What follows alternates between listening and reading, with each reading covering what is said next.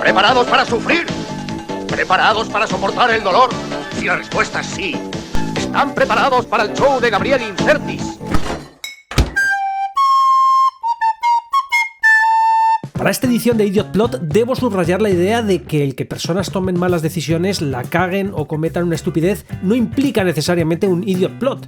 Es cuando esas decisiones afectan a la credibilidad del relato y parecen artificiosas en lugar de errores realistas, cuando entramos en terreno cuestionable. Dicho de otra manera, es cuando parece que es el guionista el estúpido. Muchas veces la frontera del Idiot Plot no está tan definida como creemos. Ocasionalmente es un límite difuso en el que es la discreción del espectador la que establece si hay o no Idiot Plot. Ocasionalmente va a ocurrir que para unos hay un Idiot Plot donde para otros no lo hay. Dicho esto, vayamos al turrón advirtiendo de que habrá inevitables spoilers de los contenidos que voy a tratar. La película de Shyamalan, Señales, es un caso extraordinario de Idiot Plot activado por la inteligencia inconsistente de los villanos. Tenemos unos extraterrestres que llegan a la Tierra y a estas alturas, con lo que sabemos del cosmos y de la perspectiva del viaje interestelar, todos entendemos que llegar a otro planeta implica un nivel muy avanzado de inteligencia. En esta película resulta que los alienígenas, además de ser muy inteligentes, pues llegaron a la Tierra desde otro mundo, son mortalmente alérgicos al agua. Para ellos es un ácido fuerte, con su mero contacto empiezan a quemarse o disolverse, y sin embargo se pasean en pelotas sin ningún traje protector por un planeta que no solo tiene un 70% de su superficie cubierta de agua, en el que el vapor de agua es el tercer gas más abundante de su atmósfera, que encima se precipita con frecuencia en forma de lluvia, sino que tienen la ocurrencia de plantarse en Pensilvania en pleno verano, época en la que la humedad relativa del aire suele rondar el 80%. ¡Menudos lumbreras! El Idiot Plot está claro, una especie alienígena tiene tecnología para recorrer años luz de distancia en naves interestelares, pero no dispone de trajes de exploración planetaria adecuados. No obstante, un explicador profesional de esos que menudean en Reddit aseguraba que en realidad los alienígenas no eran tales, sino demonios, y que el agua en la casa era agua bendita porque su dueño era un cura. Me flipan las teorías de Reddit. En Infinite, de 2021, con Mark Wahlberg, nos encontramos con otro ejemplo maravilloso de inteligencia selectiva, de esa que solo funciona cuando al guión le conviene. La premisa es que existen unas personas inmortales que recuerdan todas sus vidas pasadas y se reencarnan eternamente. El villano, Bathurst, está hasta las narices de morir y renacer, porque recordar cada muerte acaba mermando su cordura, así que decide destruir el mundo entero para no volver a reencarnarse nunca más. Bien, hasta aquí melodrama cósmico estándar. El problema llega cuando la película revela que Bathurst, este hombre torturado por el peso de sus infinitas vidas, ha inventado un arma, el Dethroner, que al disparar a un inmortal rompe el ciclo de reencarnación y garantiza una muerte definitiva. Es decir, ha creado exactamente la solución a su sufrimiento. Si dispara a uno de estos llamados Infinite, este muere para siempre. Punto final. Pues bien, este genio de la ingeniería metafísica no piensa en utilizar su arma de eutanasia mística sobre sí mismo, sino que prefiere montar un genocidio planetario. El Idiot Plot emerge en cuanto lo describes sin el ruido visual de la película. El villano está desesperado por dejar de reencarnarse, ha construido un aparato que hace exactamente eso, y aún así decide que la única salida lógica es aniquilar a toda la humanidad. Es tan estúpido como suena. Una variante de Idiot Plot que podemos llamar Stop the Idiot la encontramos en Los Últimos Jedi. Toda la subtrama del casino se descarrila porque Finn y Rose aparcan ilegalmente. Ni siquiera había un motivo para que aparcaran mal, al menos por lo que se nos cuenta. Simplemente lo hicieron y los arrestaron por ello. Sí, son los mal estacionados. Lo cual tiene repercusiones a nivel galáctico, sin exagerar. El hecho de que les detengan y les metan en una celda hace que acaben enrolando en la misión a DJ, un descifrador de códigos distinto del que tenían que contactar realmente. Este DJ resulta ser un cabrón que los traiciona, lo que a su vez provoca que la Primera Orden masacre al 99% de la resistencia y que Luke Skywalker muera para salvar a las 10 personas que quedan, porque Finn y Rose estacionaron mal. A ver, ¿a quién se le ocurre ir a una súper importante misión de la que depende la galaxia entera y se expone a cagarla por aparcar mal? ¿Qué necesidad había? Por si no queda claro hasta qué punto Finn y Rose jugaron la bola del idiota aquí, mejor formulémoslo sin florituras. Luke Skywalker y gran parte de la resistencia mueren porque Finn y Rose estacionaron mal en un casino. Esto es lo que pretende Disney que forme parte de la épica de Star Wars. En fin. Vamos con un ejemplo de Prometheus. Sí, sé que la película está plagada de mandanga, pero vayamos con un subplot donde dos personajes se comportan de manera particularmente estúpida. Milburn y Fifield, biólogo y geólogo respectivamente de la expedición. Mientras están explorando con el grupo la cavernosa estructura, en un momento dado, Fifield, visiblemente acojonado, decide regresar a la nave. Milburn le acompaña porque también opina que es un lugar más seguro. Lo cachondo es que, mientras más tarde el resto del grupo consigue regresar a la nave ante la amenaza de una gran tormenta que se aproxima, Milburn y Fifield siguen dando vueltas por la estructura, perdidos, a pesar no solo de haberse puesto de camino antes que sus compañeros, sino de que Fifield era literalmente el encargado de cartografiar el interior de la estructura, y nos habían mostrado que llevaba herramientas para tal fin. Si alguien en el equipo precisamente no debía perderse, ese era Fifield. Esa era su función y va y el imbécil se pierde. Y no solo eso, sino que arrastra consigo a otro imbécil, Milburn, quien a pesar de ser un experto biólogo, encuentra una buena idea intentar acariciar una serpiente alienígena que obviamente se muestra hostil y peligrosa. Y claro, acaban como acaban. Entre esto y la tripulación de la Maginot de Alien Earth, creo que Weyland-Yutani debería elegir con más cuidado a su jefe de personal para las misiones, porque enrolan a cada idiota que te arruina la suspensión de la incredulidad. A ver, que para misiones súper peligrosas que duran muchos años y exigen muchos y caros recursos, uno esperaría un personal altamente cualificado y preparado, pero con frecuencia nos planta la franquicia a cada idiota que es para premio Darwin. Y a ver si esto os parece un idiot plot o no. Gran parte de la franquicia de Jurassic World se justifica en la premisa de que la gente está harta de ver los mismos dinosaurios una y otra vez, y entonces quieren ver no solo dinosaurios distintos que no han visto nunca, sino a ser posible dinosaurios cada vez más grandes y aterradores. Es la lógica de lo que hace a la industria de Hollywood a veces tan exasperantemente vulgar, aplicada al plot de la franquicia. Así como el principio de cualquier secuela de cualquier franquicia es refritar el concepto que funcionó en un éxito de taquilla, pero sobredimensionándolo, en Jurassic World la nueva atracción siempre tiene que ser un bicho más grande y brutal. Es como ir al zoo solo para ver leones y cocodrilos, y no solo eso, sino demandar que en cada nueva visita pongan otros animales que nunca has visto antes porque te has cansado de ver leones y cocodrilos. Pues en Jurassic World los inversores ya reclaman nuevos dinosaurios más emocionantes tan solo 10 años después desde su inauguración, como si la humanidad se hubiese cansado de ver en una década animales impresionantes que llevaban extintos millones de años. En este momento los dinosaurios ya no impresionan. Y claro, en esa obsesión del cada vez más grande, más terrible y con más dientes, se acaba cayendo en una espiral de locura que produce aberraciones tan ridículas como esta, que parece como si un xenomorfo, una beluga, un Hell Knight de Doom 3 y un Rancor hubiesen hecho una orgía, y encima va y le ponen nombre de estrella no por, D-Rex. ¿Qué será lo siguiente? ¿Hasta dónde los responsables de la franquicia van a testar la complacencia del público? Lo cachondo es que la gente sigue yendo al cine a rentabilizar este concepto, aunque la peli acabe en el fondo siendo una soberana mierda, una y otra vez. Pero si de repente saliese Colin Trevorrow a contarnos que las pelis de Jurassic World son en realidad una fina sátira meta de la relación de las audiencias con la secuelitis aguda de Hollywood, tendría una mejor impresión de estas películas.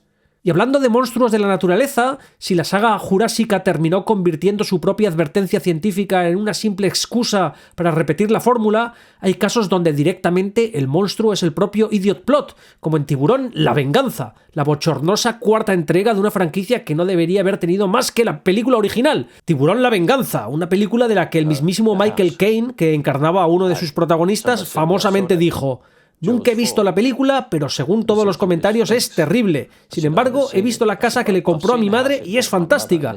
Marvelous. Pero dejemos que sea el comediante Richard Jeni quien nos cuente la movida con Tiburón, La Venganza.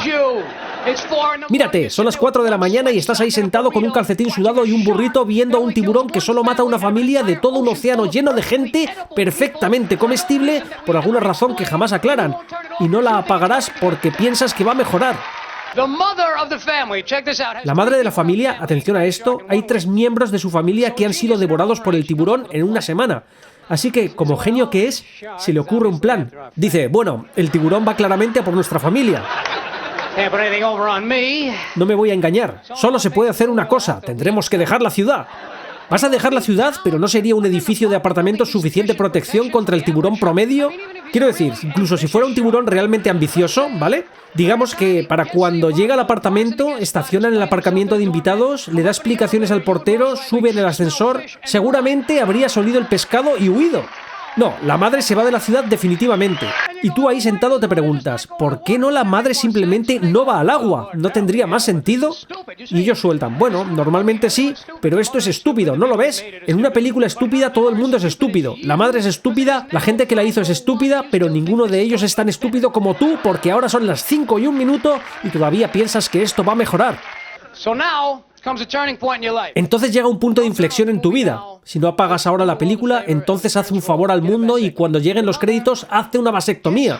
La madre se sube a un avión para huir del tiburón, pero antes de irse tiene un rollo con Michael Caine. La típica reacción a este tipo de tragedia, es lo que yo haría. La mayoría diría, vaya, 3 miembros de mi familia han sido devorados por un tiburón en una semana. ¡Hostia, qué cachonda estoy! ¡La Virgen! Y aquí viene el crescendo. La madre se sube al avión en Long Island, Nueva York, para huir del tiburón. Vuela a las Bahamas. ¿Me seguís? Un lugar ideal para evitar un pescado. Hay una pequeña isla rodeada de agua. Cuando llega allí, adivina. No solo el tiburón descubrió que ellos tenían planes de viaje para ir a las Bahamas, sino para colmo, el tiburón llegó antes que el avión a las Bahamas. Aterrizan y ahí está, un par de birras, Ray-Bans y listo. Pero, espera, un momento, había un avión. ¿No sería un avión más rápido que un tiburón? Y ellos, normalmente sí, pero esto es estúpido, ¿ves? En una película estúpida el tiburón es el medio de transporte más rápido disponible. Si vas de Nueva York a Londres, mejor que rompas tus billetes del Concorde y cojas el siguiente pez que salga del pueblo. En otro orden de cosas, a veces podríamos parecer exagerados cuando afirmamos que las comedias de adolescentes para televisión típicas de Disney Channel están especialmente diseñadas para bajar el coeficiente intelectual de quienes las ven. Pero luego vemos cosas como Atrapado en los suburbios de 2004, conocida en España como Jordan Manía, y nos confirma la tesis. La peli trata de un adolescente que accidentalmente intercambia su teléfono móvil con el de un famoso cantante pop y decide fastidiarle la vida por diversión. Toda la trama se basa en la suposición de que una estrella famosa no cancelaría su servicio telefónico y compraría un nuevo móvil tan pronto como descubriera el intercambio, o al menos haría que alguien que trabajara para él lo hiciera. Y del siguiente ejemplo estoy seguro que no pretendía ser una comedia adolescente destructora de neuronas, pero eso es precisamente lo que acabó siendo Madame Web, esa piltrafa que busca justificar su mediocridad apelando a no sé qué de Sony intentando evitar perder los derechos sobre Spider-Man. La película en sí es entera un idiot plot, empezando por la idea de una bióloga altamente embarazada dirigiendo una investigación en medio de la selva amazónica en Perú. Pero además es un idiot plot de segundo orden, porque no hay ningún personaje inteligente. Por ejemplo, Cassie, que para proteger a 3 chavalas del villano que quiere deshacerse de ellas, considera buena idea abandonarlas en un bosque mientras se va a hacer otras cosas, instruyéndolas con que no se les ocurra moverse de ahí y no se metan en líos. Solo quédense aquí y no hagan nada estúpido. 5 minutos después, las 3 chavalas están haciendo el imbécil bailando encima de una mesa de un sitio de comida rápida ante un montón de chavales babosos, a pesar de que no mucho antes un misterioso hombre araña las había atacado en el metro y casi les había contado que corrían peligro. Es tan estúpido que parecería un sketch de una película tipo The Naked Gun, especialmente si lo hubiesen editado así. Solo quédense aquí y no hagan nada estúpido. A few moments later.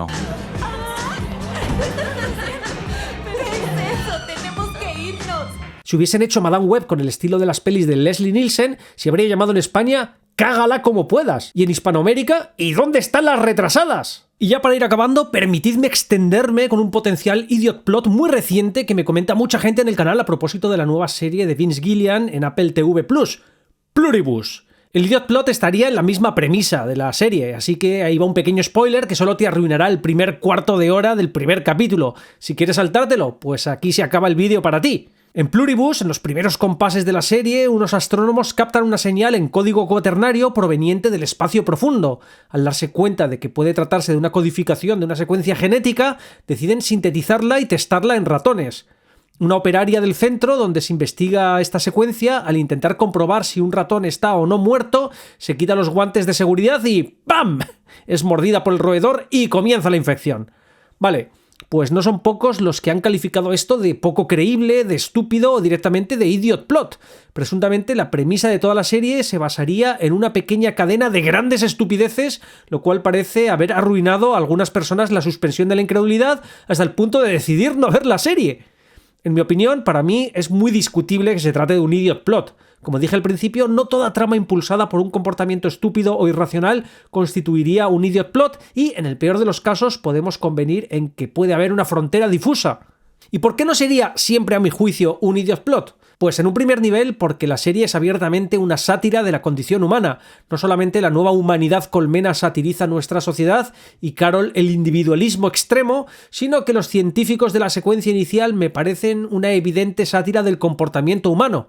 Podemos verlo muy claro con el ejemplo de la IA, con expertos alertando que esto se nos está yendo de las manos. Echamos a correr algo que no controlamos y que no sabemos qué consecuencias puede traer, pero ya empezamos a atisbar algunos efectos negativos con un impacto que puede ser brutal. No ya solo se trata de lo que la IA puede acabar haciendo o deshaciendo por sí misma, quitando trabajos, etc., que ese es otro debate y entiendo que aquí hay mucho alarmismo sensacionalista también, sino de cómo, en un nivel más básico, nos idiotiza, dado que se ha demostrado que los usuarios frecuentes de la IA tienden a delegar más tareas mentales, confiando en la tecnología para la resolución de problemas y la toma de decisiones, e incluso para la elaboración de argumentaciones y, lo que es peor, de opiniones, en lugar de ejercer un proceso de pensamiento crítico propio e independiente. Precisamente por ello podemos esperar un aumento de idiot plots en las futuras producciones audiovisuales, así que tranquilos que tenemos para rato. Pues bueno, científicos secuenciando un virus ARN con un código que les llega de más allá de las estrellas es de una estupidez análoga a la de echar a andar a la IA y democratizarla. Y bueno, lo de la operaria quitándose los guantes es como el ingeniero y el directivo de Morton T. Cole aprobando el lanzamiento del Challenger a pesar de que sabían que tenía unas juntas de goma que fallaban con el frío. Es como los directivos de Union Carbide que redujeron severamente las medidas de seguridad produciendo el desastre de Bhopal, o Anatoly Dyatlov en Chernóbil, o el supervisor del laboratorio militar soviético de Sverdlovsk que en 1979 ocasionó un brote de anthrax que mató a más de un centenar de personas al no apuntar en la bitácora un problema con uno de los filtros de la instalación, o como Mazor en el Ventorro. Vamos, que hay que estar muy alejado de la realidad para pensar que lo de Pluribus es poco creíble. Y en un segundo nivel, la serie, para el que presta atención, nos cuenta que los científicos que dirigen el experimento creían que la secuencia podría ser de un virus, pero tras meses experimentando en macacos, conejos, ratones y cobayas, no habían podido registrar ni el más mínimo síntoma clínico. Nada, cero, niente, nichts. Hablando claro, cero patatero. Pero patatero. Y es en esas condiciones, tras muchos meses de experimentación exhaustiva sobre todo tipo de animales sin observar que ocurra nada en absoluto, que uno de los científicos que dirige el proyecto se sobreconfía. Visto así, parece una negligencia más creíble, menos estúpida si quieres. Claro que sigue siendo una negligencia imperdonable que pone de manifiesto el porqué de la importancia de los protocolos de seguridad, pero como seguramente en las negligencias que generaron catástrofes como las que cité antes, es creíble que pueda suceder, y la serie te explica además cómo. Que alguien se volviera complaciente a la hora de ignorar riesgos y protocolos debido a la percepción de falta de consecuencias derivada de sus propias investigaciones es una forma bastante realista de contarnos el incidente. ¿Esto la salva de ser una imbécil? No. ¿Es un idiot plot? Pues lo dudo. Y algunos os preguntaréis, ¿y por qué arriesgarse a sintetizar la secuencia de ARN en primer lugar? Pues ahí cerramos el círculo volviendo a la franquicia jurásica con esta cita del Dr. Ian Malcolm. Pero a ellos les preocupaba tanto si podían o no hacerlo que no se pararon a pensar si debían. Que viene a poner el dedo en la llaga de la cuestión de la ética científica y que de vez en cuando emerge con prominencia, ya sea con el tema de la clonación humana, de la inteligencia artificial o la exploración de patógenos sintéticos. Porque, seamos honestos, si en nuestro mundo real recibiésemos una señal del espacio exterior con lo que parece el código de una secuencia genética, solo sería cuestión de tiempo que alguien la sintetizase. Sería inevitable porque la historia de la ciencia humana es básicamente la de hacer algo para ver qué pasa solo porque es posible. Cuando algo resulta técnicamente posible, tarde o temprano algún laboratorio o instituto intenta comprobarlo, ya sea por prestigio académico, presión competitiva o la siempre tan insidiosa curiosidad científica. O, como diría Cave Johnson, el excéntrico CEO de Aperture Science del videojuego Portal 2, la ciencia no se trata de por qué, sino de por qué no. Esta evidente sátira expresa que, llevada al extremo, la tentación de experimentar antes que sopesar las consecuencias forma parte del propio ADN cultural de la investigación científica, y precisamente eso sería lo que la serie también está parodiando. Es posible que algunos apuntéis que me contradigo al defender en Pluribus la sátira de la arrogancia científico-tecnológica, mientras que con la franquicia jurásica he sido bastante más crítico. Pero para mí la diferencia es clara. En Jurassic Park, el tema central, la advertencia sobre la soberbia científica y la explotación comercial de la ciencia en manos privadas que priorizan los beneficios sobre la ética, todavía era potente y estaba espectacularmente formulado, mientras que con cada nueva entrega, especialmente en Jurassic World, ese comentario se ha ido trivializando hasta convertirse casi en un gag autorreferencial. Ya no sentimos que la saga esté señalando tanto nuestra relación con la ciencia o las consecuencias de la codicia corporativa, sino que se está parodiando a sí misma, reproduciendo una y otra vez el mismo patrón argumental sin aportar una reflexión nueva. El propio refritaje de la fórmula ha ido socavando la fuerza de la premisa original, diluyendo aquello que la hacía relevante y haciendo que cada nueva entrega parezca un poco más idiota que la anterior. Y bueno, hasta aquí el vídeo de hoy. Por supuesto, esperad una quinta entrega de Idiot Plot en un futuro cercano. Dejadme en los comentarios vuestras propuestas. Y si te ha gustado el vídeo, déjame ese like y no te olvides de suscribirte y activar notificaciones para recibir puntualmente mandanga tan gloriosa como la que te he ofrecido hoy. ¡Nos vemos pronto! ¡Chao!